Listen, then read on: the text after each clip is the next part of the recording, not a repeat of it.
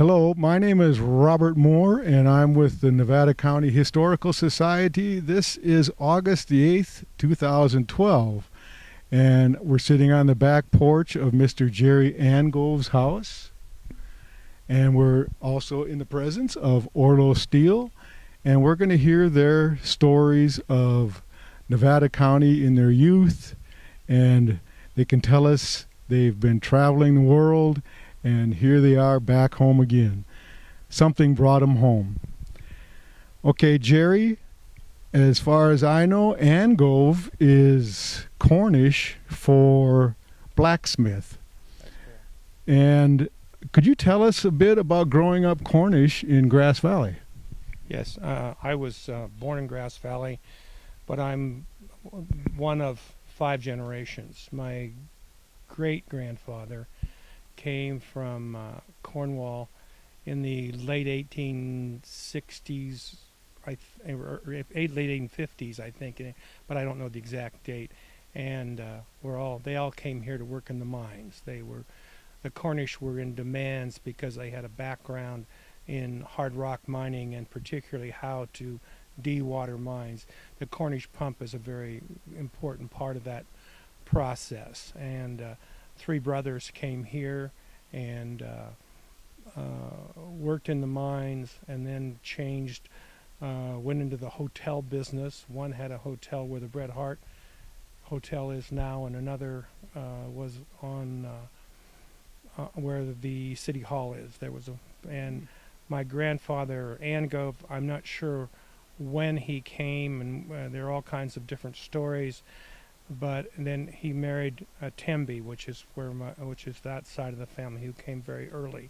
The Temby side is the one that was the first ones here. And they too were Cornish? Yes, the Tembys were the original. It's very Cornish name. In fact, there's a street named after the Tembys in Grass Valley. Angove, of course, is very Cornish. But my grandfather was a miner and actually worked at the North Star and then the Empire, and then at one time in his life he and Bourne went to Africa together. Which Bourne is this? Starr, it was Starr, not George Starr, not Bourne. I get the two mixed up. Starr. And they went where now? Africa to look at gold mines and diamond mines, and then came back, and my grandfather acquired malaria and died very young. So my grandmother, they lived on Bennett Street, which is not, and they had a 4-bedroom or 5-bedroom house. My grandmother opened a boarding house, and my father had to quit high school as a sophomore to support his mother, and he went to work in Yosemite Valley, then came back and worked for the PG&E for 45 to 47 years in Hills Flat. That's where I remember my first memories are there growing up. So you grew up in Hills Flat. That was kind of a neighborhood, and you were surrounded by Cornish. Was it a communal living situation with a predominantly Cornish? No, it was Cornish and Italians and Chinese, mostly Cornish and Italians. And because the Idaho, Maryland mine was close, and most of them didn't own cars. My grandfather, for example, never drove a car in his life on my mother's side. But we were raised on Scanling Avenue, and we lived there. Then we moved with my grandmother. Then we moved on Hughes Road, and our house there had Nevada County Golf Course, which is very old on one side, and the Galico Slaughterhouse on the other side. So when the wind blew, I didn't have a lot of friends.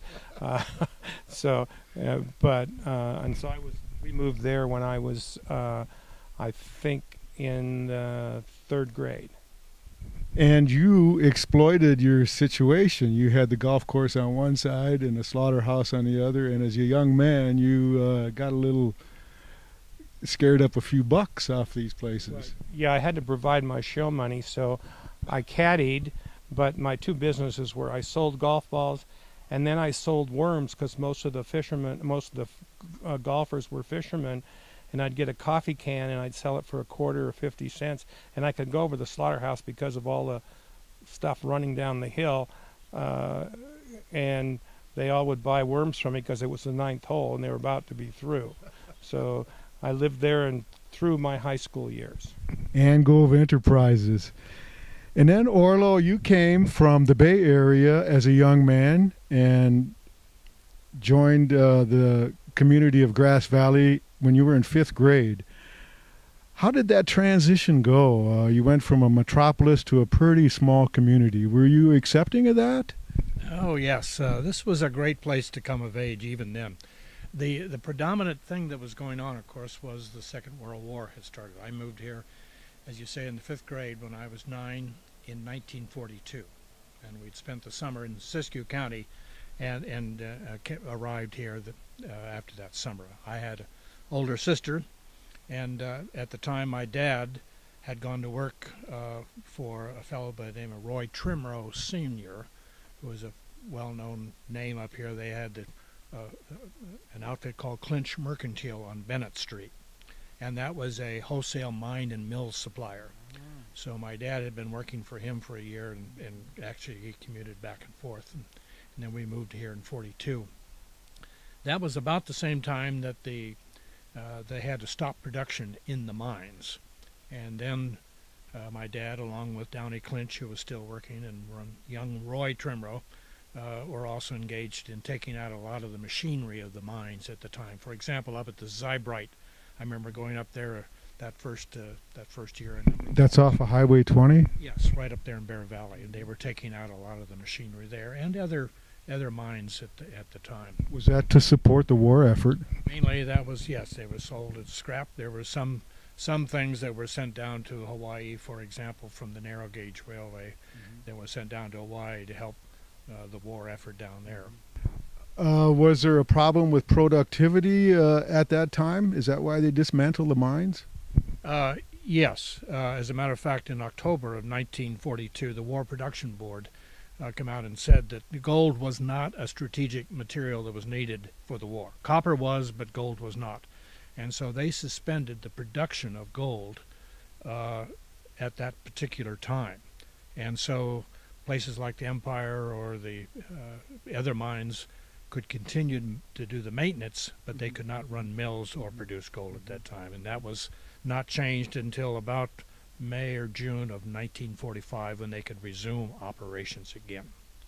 So what my dad did was he went into the retail business. He started a store which is in the Masonic Temple. Today that's Caroline's Coffee. And he had a hardware store. It was called Steele Supply. I think Jerry probably remembers Steele Supply. We had Wilson Sporting Goods and Westinghouse appliances, and it was a good thing, particularly right after the war. It worked pretty well. And is that where you first got your first employment? Well, actually, like Jerry, my first employment, I was a caddy out at the golf course. I also set pins at the Oaks Club, like a lot of us did. They had a little four alley, and that was the only bowling alley in town, I think, and we set pins in there. That's great. And other things. And of course the war was going on, so a lot of our friends had shoe shine operations going for the soldiers who were in town and things like that. Why were the soldiers here in town? Oh, on Liberty.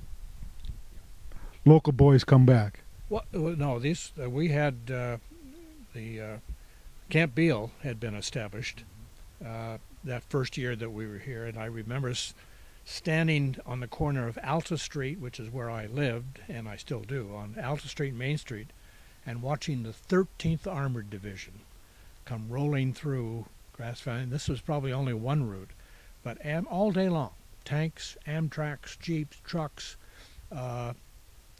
half-tracks, I think they had at that time, and all these troops. This was the 13th Armored Division, which trained at Camp Beale and eventually deployed into the European theater. And then following that, we had the 81st Infantry Division, and that eventually deployed into the Pacific. Do you think that was the seed planting for your career? Well, I followed the war very very closely as a boy. I think we all did. We all had our maps, and we did follow the war and the progression particularly in the Pacific and on D-Day. So those were big happenings for us. Okay, Jerry, you say that you grew up in the Hills Flat community, and I believe you alluded earlier to different communities within Grass Valley, Boston Ravine and other communities. So when you grew up, did you identify with your own little neighborhood there? Was there kind of a turf that you established? Yeah, the Hills Flat kids. The way we got our baseballs and baseball bats, there was a minor league team here, and they'd break their bats, and we'd get the bats and nail them back together and put black tape around them. And then when the balls would go over the fence, we'd use those balls, and we played. There was no organized little league or stuff, but we played hardball at Memorial Park, and it was the Hills Flat kids against the town kids. So we actually had semi-organized. Of course, it ended up in a little fight once in a while, but no, Hills Flat was actually a community. It had grocery stores, restaurants, bars. The Galeno Dairy was there. It was a basic community, and the reason we lived there, my dad worked for the PG&E at the gas plant. Now that's what it made the gas that people used in their homes, which now is natural gas. But when we came, and when my dad first started to work there, and the narrow gauge train came in behind, and they hauled this stuff called lamp black, which was oil and something else mixed. And I can remember I could go see my father at the gas plant, and all I could see were eyeballs and teeth and the Bull Durham sack hanging out of his pocket because they were covered with this black stuff. And my dad worked there all the way through 1970 when they let him turn on natural gas, because he went through that era. He went through the propane era, and because they used to haul big propane trucks up, and then he worked there. And finally, they let him, there's a picture you have somewhere that he actually got to turn on the valve, and so he quit after something like 43 to 45 years with the PG&E and retired, but didn't live very long after that. In fact, most of the men in that plant died of lung cancer. Mm-hmm. Now, they were probably all smokers, mm-hmm. but they also lived in this lamp black and stuff, and they all had bad coughs and mm-hmm. that kind of thing. So we lived on Hills Flat, and then we moved to Hughes Road, where but Dad was still working at the plant. In fact, during the war, the reason Dad didn't get to go in the service is because he was the only one who could operate the plant, because the parts were there in the 1904 or something, and Dad was a good mechanic, and they actually put a destroyer horn on the top of the holders, which you can see in the picture. And if that pressure went down to a certain level, that horn would go off. If my dad wasn't there in 12 minutes to turn something else on, the place would blow up. So that was why he stayed with the PG&E. But that was my growing up years and my family, and like Orlo, I set pins. We always had a job. I mean, there was something. It wasn't like now. Poor kids can't work. They won't let them go to work. But from the time for 10 or 11 or 12, there was always something. I even had a shoe shine box, but I wasn't very good and couldn't do that. But the soldiers, to get drunk and give you a lot of money anyway. So, Mr. Steele, as a young man, you pretty much always had a job. Yes, I like everybody. We also had allowances, but you had to work for your allowances, weeding, and everything else. My mother was kind of a tartar for discipline, and made sure that we earned whatever small amount we got. So we would augment that with other jobs on the outside, which they always encouraged us to do. In addition to setting pins in the bowling alley and caddying, I remember I worked for my dad, and then I also in his store.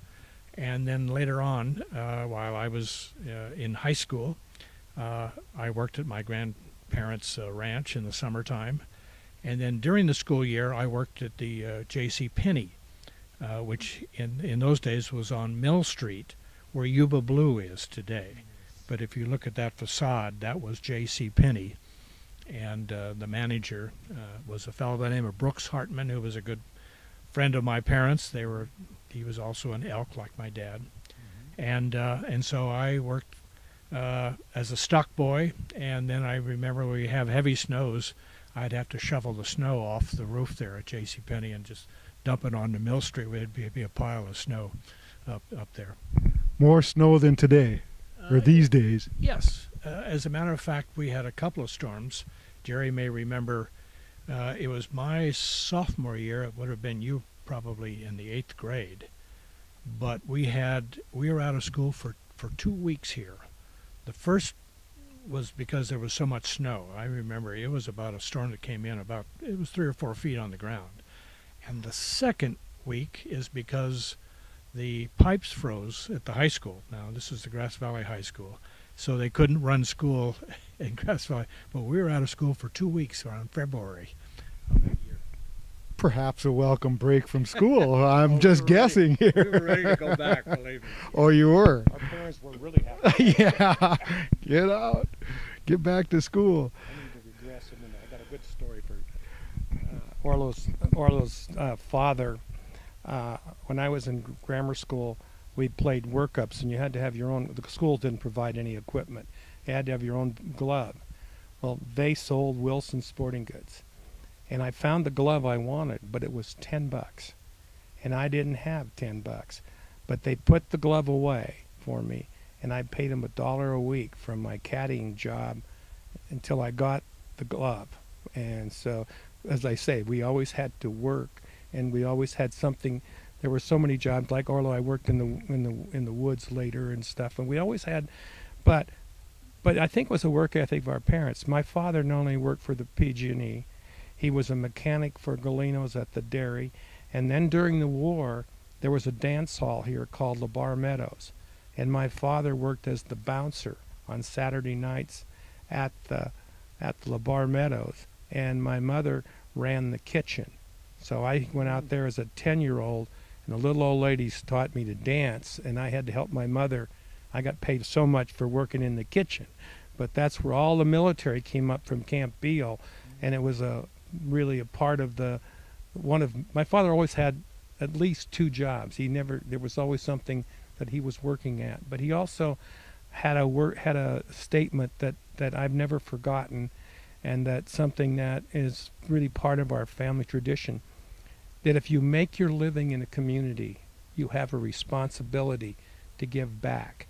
Now, he would do, particularly with seniors, he would take wood to them, he would do repairs. He was a pretty good mechanic and a pretty good carpenter, and he would build things for them, but he was very giving. If he wasn't working, he was doing something for somebody.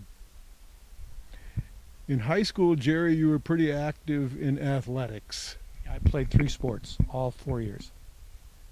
I played football, and I was a roaring freshman at 5'2", 128 pounds at Grass Valley High School. Got knocked cold in my first game against Orville. And I played football for 4 years, and I played basketball 3, and I was in track 4 years. So not all that big in size, but a lot of that was heart. Well, I grew a lot, but not a lot compared to when I graduated from high school. I was still only 5'8", about 165 pounds. When I finished at Stanford, I was 5'11", 185.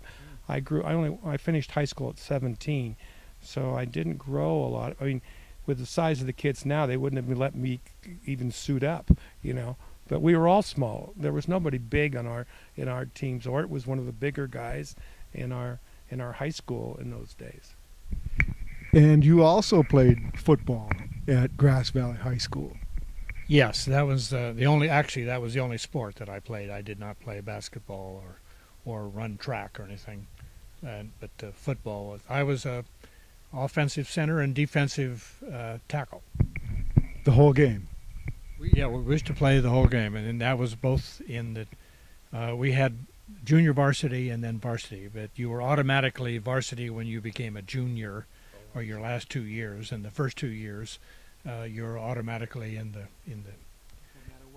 no matter what size. No matter what size you were. And let me just say that Grass Valley had some marvelous teams, particularly the class of '47, which when we were freshmen had some people like Albert Ally, who is still remembered and commemorated by the gym up at the Nevada Union High School. He was a splendid athlete and later came back and was a coach. And we had Tommy Hooper and Frank Hooper and TJ, but no, he was, I think, the class behind it, but who was trying to think of TJ's real Larry Four, who's a dentist here, was a splendid athlete. He was played not only football and baseball, but I think was a boxer as well, and would be an interesting guy to interview up here. And there was much community support for the football program. Absolutely. As a matter of fact, we would play on Friday nights if it was a home game on the old Hennessy Field. That's where he had lights. And the next morning, if you didn't do well, boy, everybody would see you on the street. They would let you know what was done right and what was done not so well done. Well, I've been over to the Searles Library, and I've done a little research on these guys. This is Mr. Orlo Steele's senior class president, and number 56 on the football team.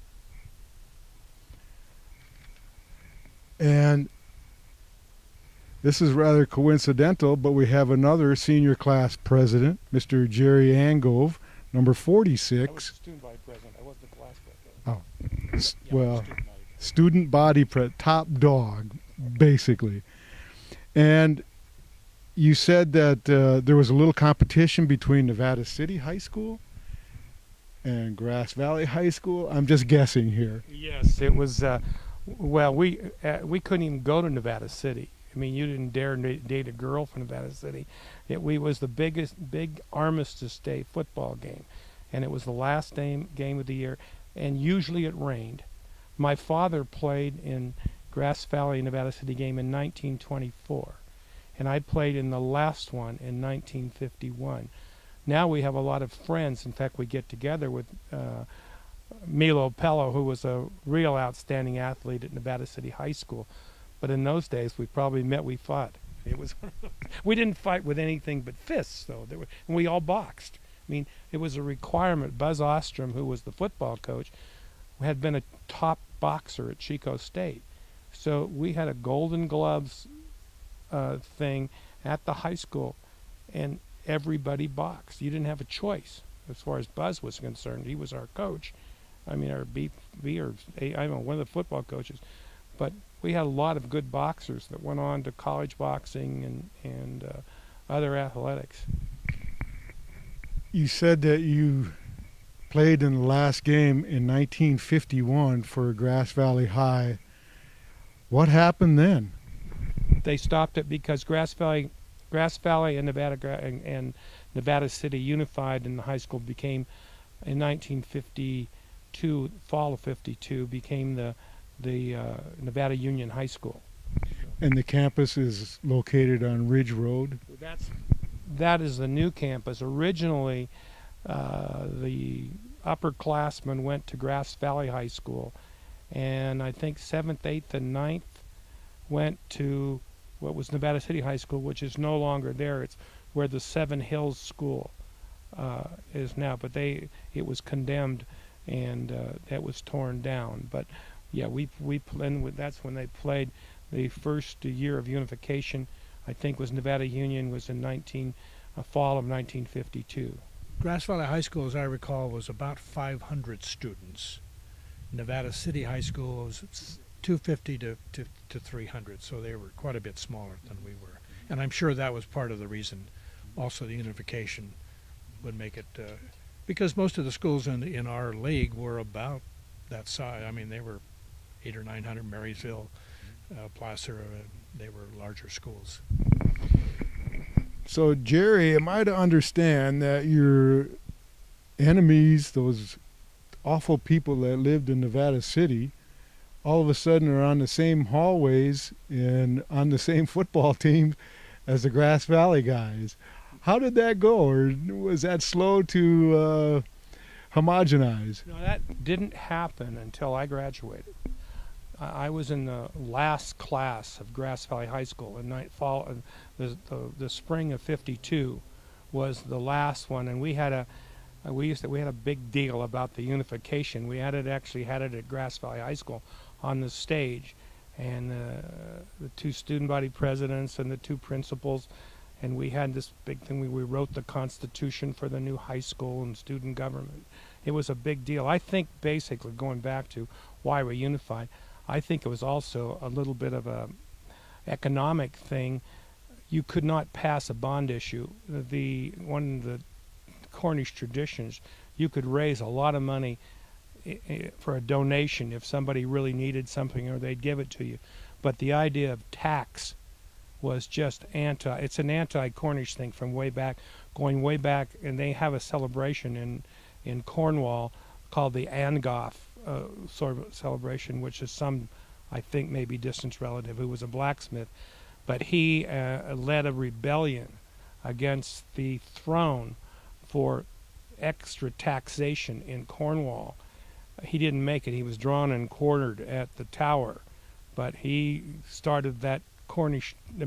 That tradition of anti-tax has been a Cornish tradition, and it was very relevant. They tried 5 times to get a tax override.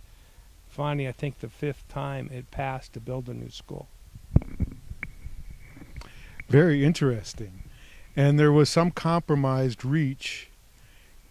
May I just discuss one of the compromises, which even today some people don't know, that when Nevada Union was formed, they kept the title Miners, which was our name at Grass Valley High School, but they adopted the colors of blue and gold, which were Nevada City's colors, and that was part of the compromise. Well, that's a very important part also. You guys experienced a lot of things together. You went to high school together and eventually to Stanford University. And in order to support yourself and your tuition fees, you got employment during the summer. Yes, not only summer jobs, but also at the university. Jerry and I think, are both can be living testaments that Stanford is not a rich man's school. In my case, I worked at the Empire Mine when I got out of high school. I was scheduled to play freshman football, and we had a mining engineer who had been at Stanford. And he said, come on up to the mine and I'll get you a job and get you in shape for freshman football. And so I did, and I went to work at the mine as a mucker at the 5,000 foot level, and he did get me in shape. That was pretty hard work. It was good hard work. Could you amplify a bit on the job of a mucker? What would you wear? How long were you down there? What would you eat? What was your day like? Well, I went to work the day after the Monday following graduation from high school, and I worked right up until the time that I had to go down and report at Stanford for football, which was about mid-September in those days. I worked with a good Cornishman by the name of Norman Wasley, and we worked as a 3-man team at the 5,000 foot level. And our other third person was a mule skinner, because we had a mule at our level. So we would arrive at the mine at usually about 6:15, go up wear our street clothes, go up into the dry, which is where the shift boss was, and we had 2 lockers up there. We'd take off our street clothes, walk through a shower room into another locker room where we had a lockers, and that's where we kept what we called our diggers, and that was Levi's and in long johns and kept your hard hat and boots and that sort of thing in there, and your lamp. And that's where you put that on, and then go down to the collar of the shaft and get whatever you needed for your lamps, and the miner would get new bits and that sort of thing. And then about 5 minutes to 7, we would walk up the head frame, and they would have all the man skips all coupled together, and we would take up our position on those man skips. And then at 7 o'clock in the morning, they'd blow that whistle, and we'd start descending at 600 feet a minute. In our case, we went all the way down to the 4,600 foot level, which is in that shaft. That's the bottom of that. And then we had to walk 3/4 of a mile, and right underneath the old the old post office here in Grass Valley on Auburn Street, there is a nether at the 4,600 foot level.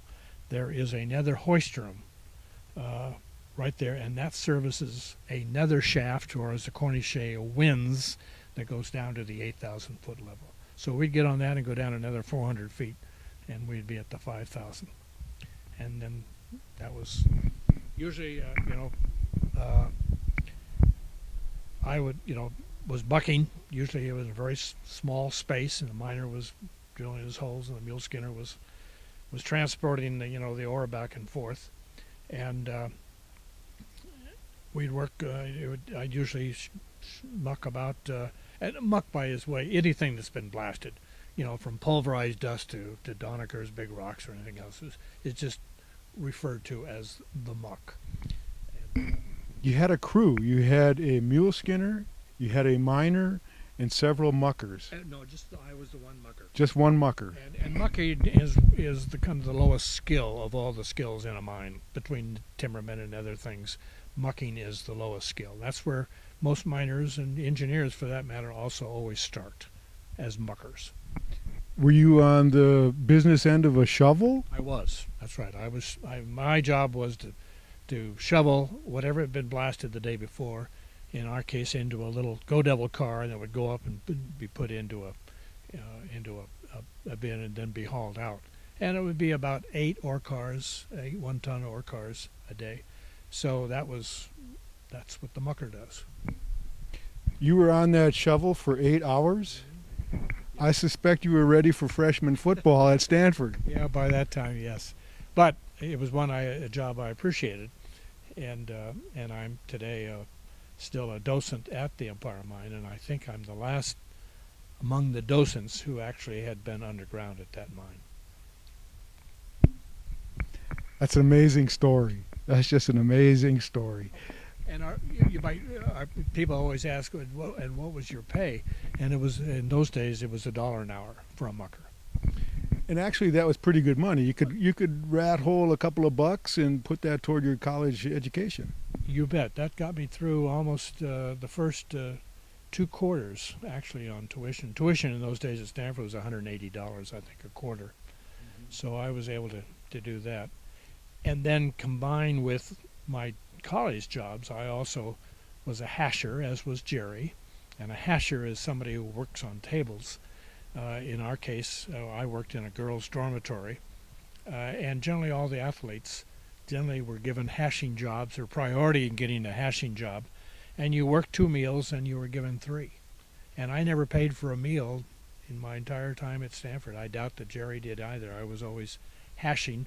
Plus I had other jobs of cleaning up the stadium and after football games and things like that. Was Orlo Steele being at Stanford instrumental in you going to Stanford? Did he influence your decision? No, it was a whole different world for me. Fortunately, or unfortunately, I never worked in the mines. Everybody in my family except my father worked in the mines. In fact, my uncle Virgil was one of the last 3 people at the mine when it closed. He worked in what they called the amalgam room. And he told me stories of gold coming down mixed with the mercury. I'm not sure how that worked, but where they put it in wash tubs. So the gold, there was that much gold coming down. But I never worked in the mines. No, I was very fortunate in a way. I had a pretty good high school athletic career, and because of that, I got a tuition scholarship to Stanford. So I had my tuition paid. By the time I got there, it was really expensive. It was $250 a quarter. 220. Well, it was, yeah. It was, by the time I finished, it was $250. Yeah. So but now it is now $40,000 just for tuition. It's about $59,000 a year to go to Stanford now. But I'm like Orlo. I don't think I ever paid for a meal because I hashed all 4 years at. I actually worked at the fraternity house one year, but I worked most of the time at a girls' dorm as well. You guys had tough duty working at the girls' dorms. That's tough duty. Well, I actually didn't like waiting the tables on these snobs as far as I was concerned. But I worked in the dish room, and if you worked in the dish room, you got all 3 meals, except, in the fall I had training table. So I didn't have to pay for, but I still hashed for my other meals because I didn't lose that job.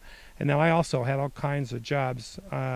I was a campus rep, which was really pretty good deal. In fact, I was making more money at my campus reps jobs than I got in my first teaching job when I left Stanford. That's another story, but. They provided 3 squares. I'm thinking that was a losing proposition for Stanford University. You guys are starting to bulk up and then get ready for college football. Can you elaborate a bit more about your job at the mine? Yes, as I mentioned, I worked at the 5,000-foot level, which took us about 50 minutes just to get to work, the 3 of us, the miner, myself, and the mule skinner. We had to go down to the 46, which took about 10 or 15 minutes, then walk 3/4 of a mile over to this other shaft or winze, and then went down another 400 feet where we got off. Mule skinner then would start taking care of the mule. The miner and I would walk in to where we worked, which took about another 10 or 15 minutes. And we were working in a winze. That means it went down. It's a chute that went down off the drift. Could you spell that word, Orlo? I believe it was called W-I-N-Z-E, a winze. Maybe it's Y-N-Z-E, but it was pronounced a winze. And it was only about 4.5 feet high, 5 maybe, and 12 feet wide, and we were following a ledge that went down, and we were down about 40 or 50, 60 feet off the drift. First thing what happened was the miner would water everything down. As you know, the bane of the miners up here is silicosis. That's that dust from the quartz, that silicon dust would be ingested into somebody. So as a passive measure, you would water everything down so you would not inhale that dust. Also, because of the nitroglycerin that was in the dynamite, would give you a headache if you got that, and so that would keep that dust down. Then I'd help the miner set up his pneumatic drill, and he would start drilling his holes 4 feet deep into that face, and I would start mucking out what we had blasted the day before, and I would do that into a little Go Devil car that went up on a track, and the mule skinner by that time would get in, and he would be running that back and forth. And we did that until around 2 o'clock after lunch. People ask, well, what was it like down there? Was it hot? And the answer was not really. It was pretty much, the Empire was a fairly well ventilated mine, and so you had air that was going down in there, and it was hot enough you'd work up a good sweat. But I remember stopping. I always had to put on a jacket when we stopped for lunch, because you really get chilled.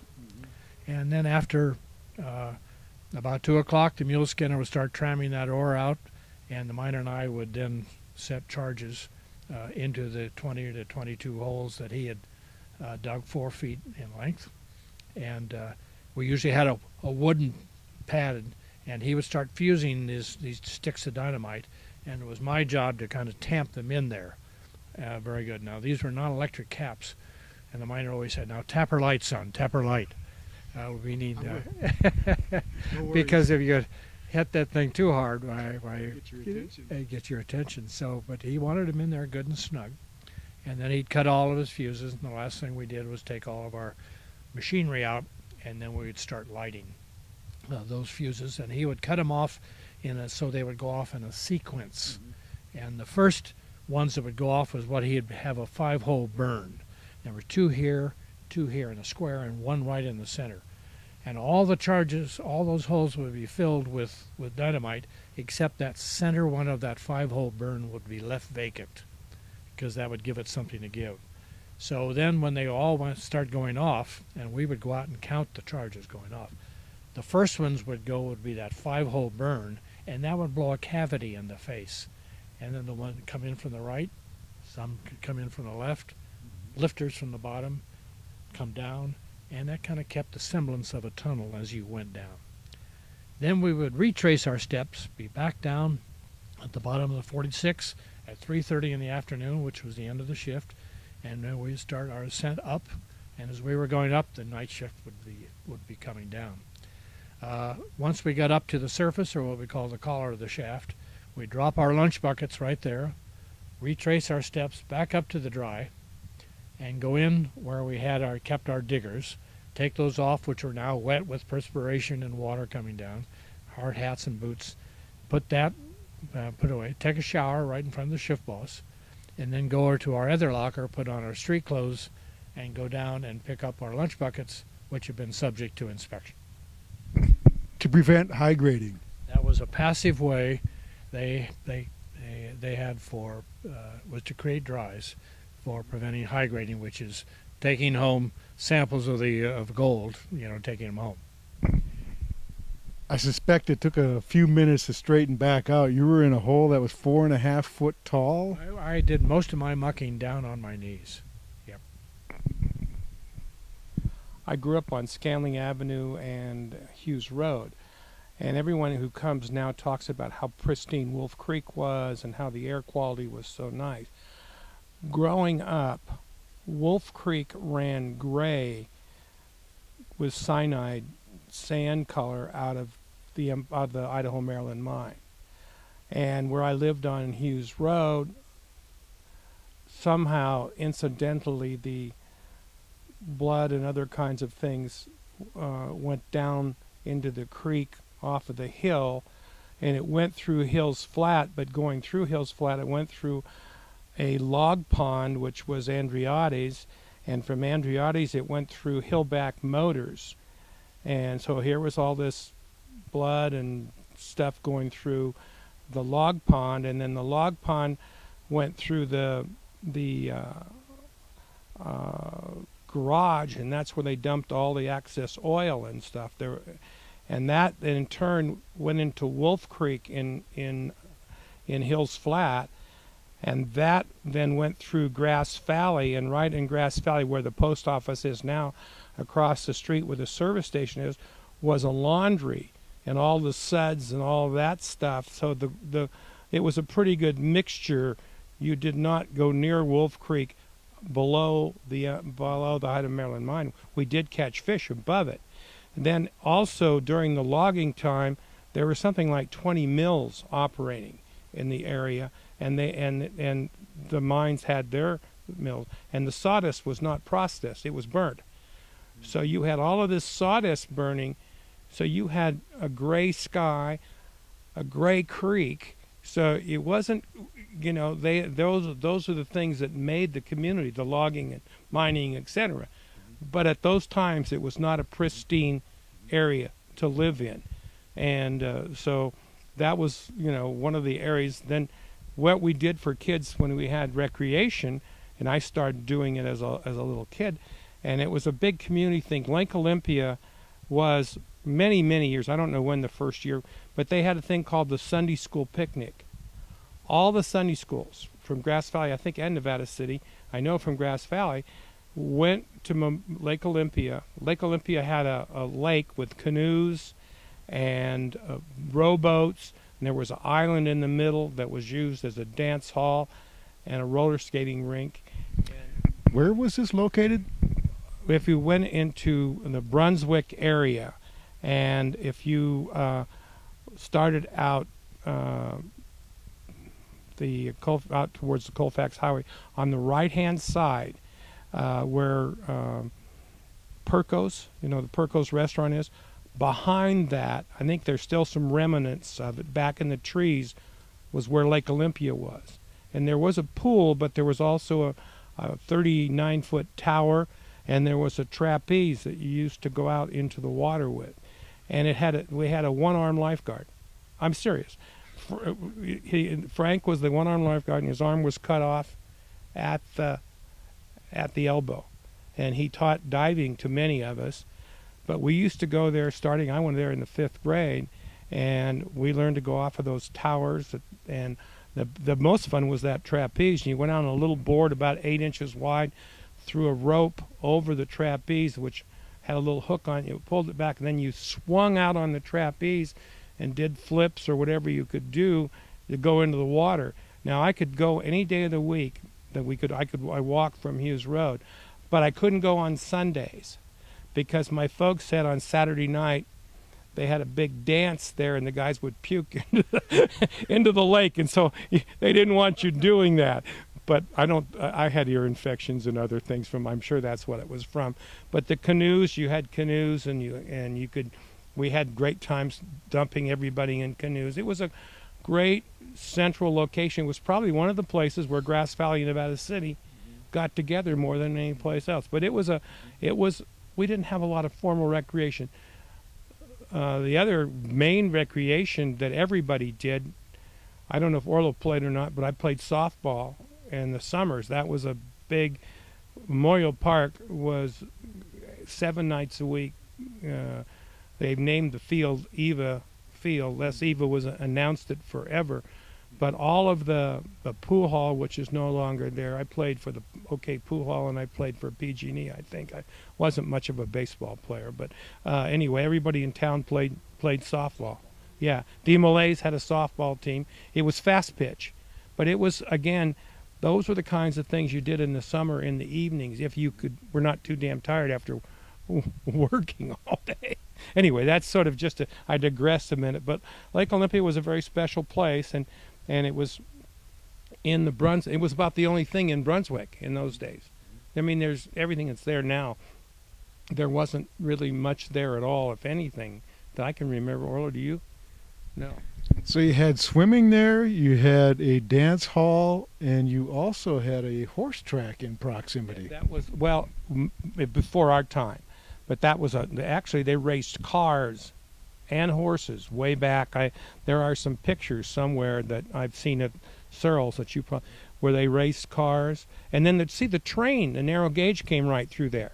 So that's when they used to have the horse races. And then in '75, I interviewed, and at 41 years old, I became the president of Sierra College. And I was at Sierra College as president for 18 years. In Rockland. In Rockland. During that period of time, let me go back just a little bit. It was Placer College in Auburn when we grew up, and they used to run buses for all the kids went there. Then they moved the college from Auburn to Rockland, and it became Sierra College. And when that happened, we still had buses for a while, and going back and forth. But after a while, I think it was when Prop 13 occurred, we had to get rid of the buses. It wasn't because it cost the operation. As new buses were $350,000, $400,000 because they had to have all the safety stuff, and so we did away with the bus system, but we had dormitories, so that we gave preference to, because the campus, I don't know if you're aware, Sierra College incorporates all of Placer and Nevada counties, including Truckee, and so it goes from the Sacramento County line to the Nevada County line, all of those. And so now there is a campus, by the way, in Truckee, and there's a campus actually we took over the hospital in Roseville, and then we built the campus here. Now I was able to play a big part in helping get this campus here. It took 12 years to get it through the legislative process. I mean, He's being very modest. Jerry was the moving force to bring that campus here to Grass Valley. And I think everybody recognizes that, and Had it not been for him, I don't think we would have had a campus here. Yeah. Anyway, it took 12 years, and A bit of a stressful job. yeah. Well, that was another problem. But we, in order to get the campus here, we would never have passed the bond issue. I told you the story about bond issues. Well, we found a small thing in the law that if you planned a complete campus, they would buy the site and fund the building. So I actually became a lobbyist, almost. I stayed in Sacramento off and on, and actually had 3 people who supported me in their strange marriage. But one very strong Republican, Willie Brown, and John Vasconcellos, and Tim Leslie was the but they were the ones who, I mean, I paid a lot of money to go there to their fundraisers, etc. But they helped us get that and get our first campus. So we built the first section of the campus for $23 million. During that period of time, and in addition to something else, we went through collective bargaining. We went through Prop 13, which was a very difficult time for education.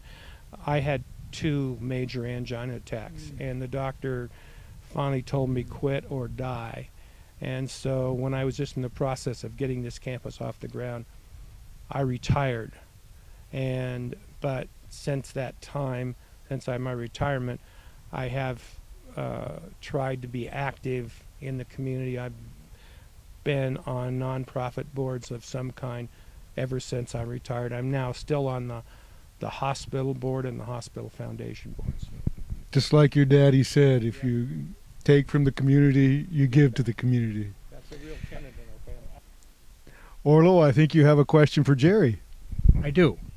Jerry, I don't think I've ever asked you, but what was the size of Sierra College in terms of student population and faculty when you first became president, which you said was what year?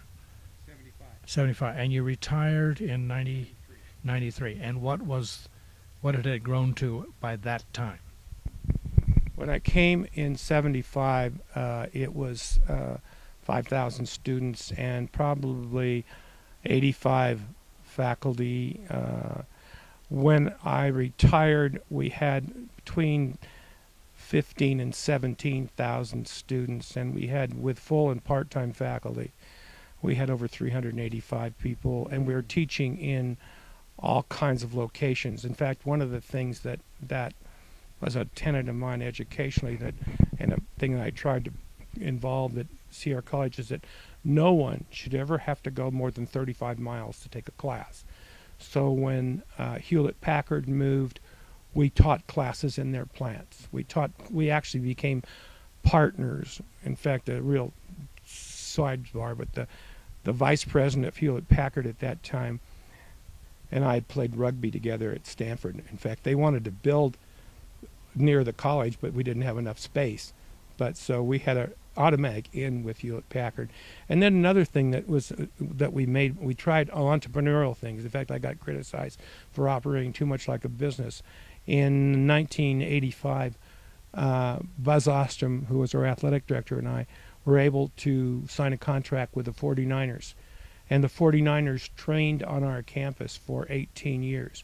And we made a deal with them. They used our dorms, they used our fields, and we minimized the costs, but we got the rights to sell I shouldn't say junk, all of the paraphernalia that people buy. We put in a double wide mobile building, a bookstore, and we were generating between $50,000 and $70,000 a year off of that. We're able to do all of our refurbishing in our dorms and everything with that money. So the folks, the 49ers did not win a championship after they left Sierra College. And Bill Walsh and I did a couple of real seminars. Bill became a really good friend. So I've had a very, very lucky time, and I had a great career, and I worked with so many great people at Sierra, and it was really neat to bring the campus back to my hometown. You guys have been around a little bit. Your careers took you here and took you there, and you ended up here. you came back home. Why? Well, I'd been in the FAA for 3 years, and I've been on travel for about 75% of the time, and so I was ready to. I've always wanted to have I've always had to have a mountain breaking my skyline, and Washington didn't do that. We used to say, the best view of is from lifting off from Reagan Airport. That's so I was, and we had a house here, the house in which I was raised, which my mother had left to me and to my sister, and we had it leased to a couple for 8 years, and so we ended that, and we thought we would come back here. As I mentioned, my wife is from Hawaii, and we also thought about retiring in Hawaii, but we wanted to come back here, fix the house up, get it ready for sale, and then after 3 or 4 years, we might want to move back to Hawaii.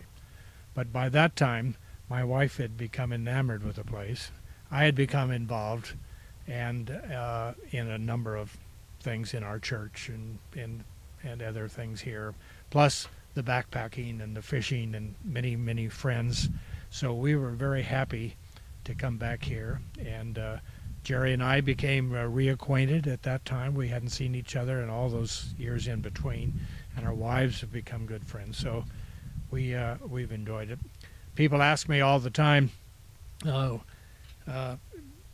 Usually they're talking about the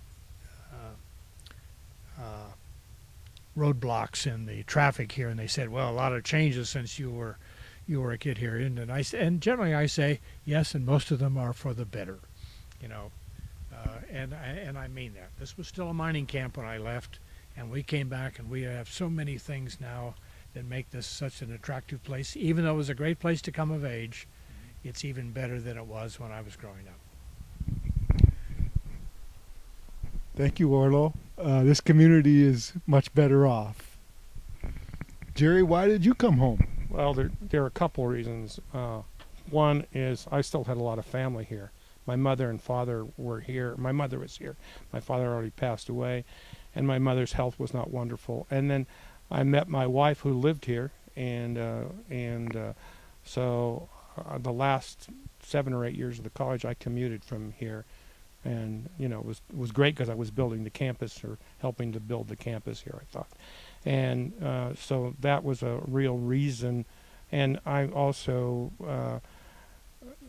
had my roots here. I really believed in the community, and I could hunt and fish. I don't hunt much anymore, but I fished and loved the outdoors like Orlo. I lived in the San Joaquin Valley, and I missed the trees terribly, and I missed the outdoors, and I was much more active up until recently in hiking and doing all the things. But a lot of it was just family related. I have cousins, and as Orlo can testify, I'm related to more people than I want to know many times.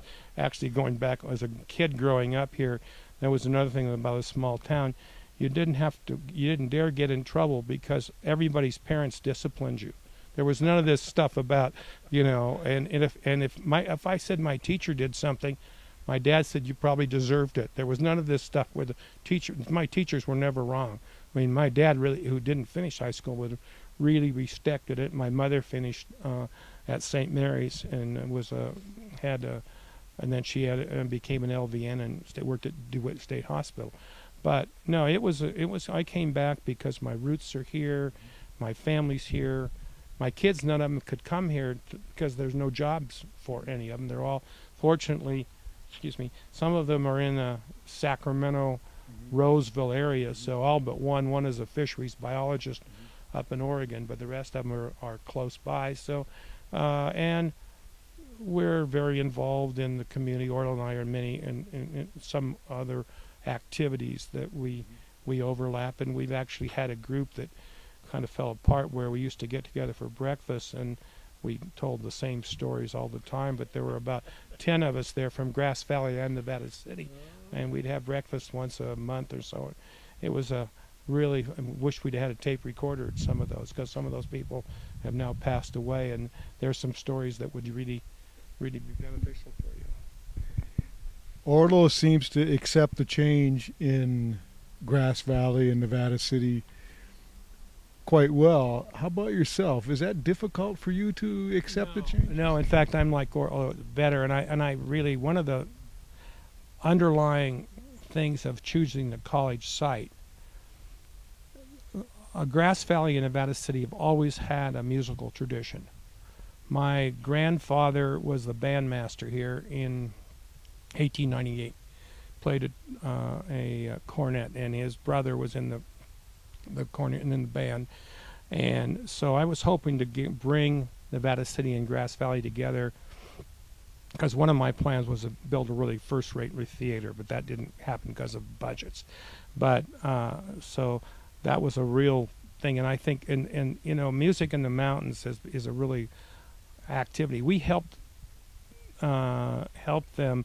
We hired Paul Perry to teach choir for us, and we enrolled all the music in the mountains people, and they could keep enrolling forever. And then the state changed the law that you only could take it twice, so we had to lose that. But it was a moneymaker for us, and it kept Paul, because music in the mountains came off. But no, and you know, the culture of the community is, there's always been music here.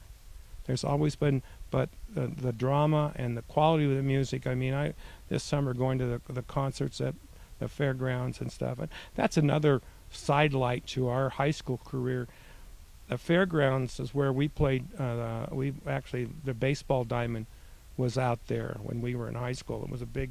They played, what was it, Class C or something, baseball, and then our forestry class. They talk about all these beautiful pine trees and stuff that don't have. Well, that was our job, was to prune those trees, or the class's job. And then we had a great cross country and track coach, and we used to build miles of fire line, because the Northern California championships in cross country were out there at the fairgrounds. So there's a real investment in our families from the fairgrounds as well. Thank you, gentlemen. This community is much stronger with you guys coming back. I happen to agree with your dad that you should get back to your community. I want to thank you guys for taking the time on this August 8th. Appreciate all your stories.